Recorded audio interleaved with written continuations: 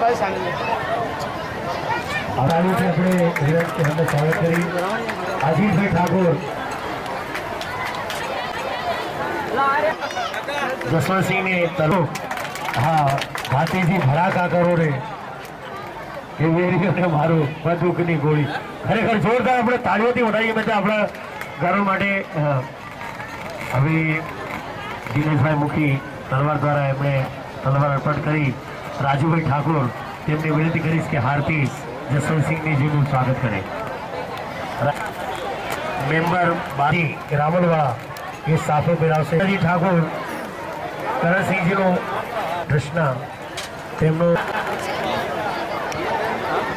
સ્વાગત આપણે થોડી પછી લઈશું. એડવોકેટ કરણસિંહભાઈ કુંવરજીભાઈ દેત્રોસથી ખાસ આવ્યા છે.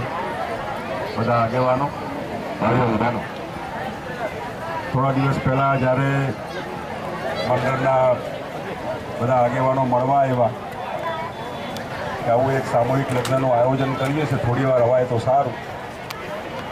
જોવાની આ ઉત્સાહિત હતા કે કામ કરવું હતું એવું મનમાં એમને લાગણી હતી. હું માનું ત્યાં સુધી સમાજે સારા આગેવાનો તૈયાર કરવા જોઈએ. અબાગારે એમના પોતાના માટે સમાજ માટે બહુ સારું રહેશે. સામૂહિક લગ્નો એ તો આર્થિક સંક્રમણ માટેના એક આશીર્વાદ કહેવાય કે ભાઈ થોડી સગવડ ન હોય તો સમાજ બધી તકલીફ માથે ઉપાડીને વધારે સગવડ આપે. અત્યારે તો સુખી ભાઈઓ બહેનો પણ પોતાના બાળકોને આમાં એક વાત સમજી કે દીકરી ઓછામાં ઓછી 12મું ભણેલી હોય તો જ આમાં સામૂહિક લગ્નમાં જોડવી, અને મુહૂર્તિઓ હોય ઓછામાં ઓછો ગ્રેજ્યુએટ હોય તો જ, બાકી 10મું 12મું અંગૂઠા છાપ લોકોના ચક્કરમાંથી ધીમે ધીમે બધાને બહાર કાઢો. આવું એક ધોરણ બનાવો કે અમે ભણેલા ગણેલા. જો છોકરો કમાતો જ ન હોય તો આપણે આપણી ફરજ સમજીએ ધુમાડિયા કરવા. લ્યો આ ધુમાડિયા કરે આપણે કાલે શું? ખાલી ધુમાડિયા કરવા એ પૂરતું નથી. એ એના પગ ઉપર ન ઉભો રહે તેના ઘેર ગયો લગ્ન કરવું હોય તો કરે, કંઈ વયસ વધે કે ન વધે એના ચક્કરમાં બહુ નહીં પડવું જોઈએ. એટલે જો આર્થિક પગભર નહીં છોકરીઓ પોતાના પગ ઉપર ઊભા રહે એવી એક ગોઠવણ થાય તો એ સારું. ભાઈ બાકીના મહેમાનો મંચ પર ઉપસ્થિત થશે કેમ કે તેમનું પણ સ્વાગત છે. દીકરો હોય તો સારું. આવું એક એટલું કહીશ કે દીકરી હોય તો મા બાપનું ધ્યાન રાખે. દીકરો જેટલું રાખે એને કરતાં દીકરી વધારે રાખે. આજના પ્રસંગે આવનાર દિવસોમાં જે કંઈ હોય, દીકરી હોય તો એ ભલે, દીકરો હોય તો એ ભલે. દીકરી હોય તો લક્ષ્મી કહેવાય.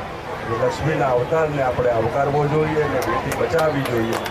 ભવિષ્યમાં આવી કોઈ ભૂલ ન કરે એટલી અપેક્ષા. સ્ત્રી છે તેમનું સ્વાગત મંજુલાબેન કરશે. પારુલબેન પટેલ મેયુની કાઉન્સિલર શ્રી તેમનું સ્વાગત. હા ભાઈ જરા જોરદાર.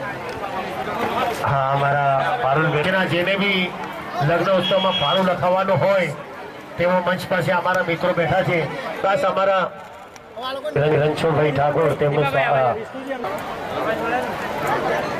એ મંચ પર તાત્કાલિક ઉપસ્થિત થાય તેમનું સ્વાગત છે.